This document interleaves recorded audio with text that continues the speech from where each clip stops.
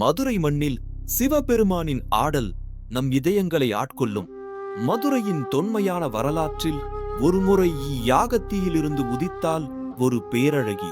இவளே மீனாட்சி, பாண்டிய மன்னன் மலையத்வஜனின் அருந்தவ புதல்வி. இந்த மண்ணின் நாயகியாக, வீரமிக்க அரசியாக அவள் வளர்ந்தாள். திக்கு விஜயம் மேற்கொண்ட மீனாட்சி கைலை மலையடிவாரத்தில் சிவபெருமானை சந்தித்தாள், போர் தொடுத்தாள். ஆனால் அவரை நேரில் கண்டதும் தனது கரத்தில் இருந்த வேல் தாழ்ந்தது. அவள் கணவன் இவரே என்று உணர்ந்தார். அங்குதான் அந்த மாய திருவிளையாடல் தொடங்கியது. மதுரையில் மீனாட்சிக்கும் சுந்தரேஸ்வரருக்கும் திருக்கல்யாணம் கோலாகலமாக நடந்தேறியது. ஆனால் இங்குதான் ஒரு வியப்பு காத்திருந்தது. கையிலையில் தாண்டவம் ஆடும் நடராஜன் மதுரையில் ஒருமுறை மட்டுமே தன் மணக்கோலத்தில் மீனாட்சிக்காக ஆடிய நடனம் அது. ஆம், இது தாண்டவம் அல்ல, மீனாட்சிக்காக அவளது மனதை புரிந்து கொண்டு பிரேமையுடன் ஆடிய ஒரு லய நடனம்.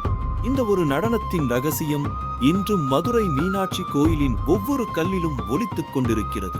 இது கையிலைக்கும் மதுரைக்கும் உள்ள பந்தத்தின் சாட்சி. சிவபெருமானின் அன்பில் மூழ்கி மீனாட்சியின் காதல் கதை இன்னும் தொடரும்.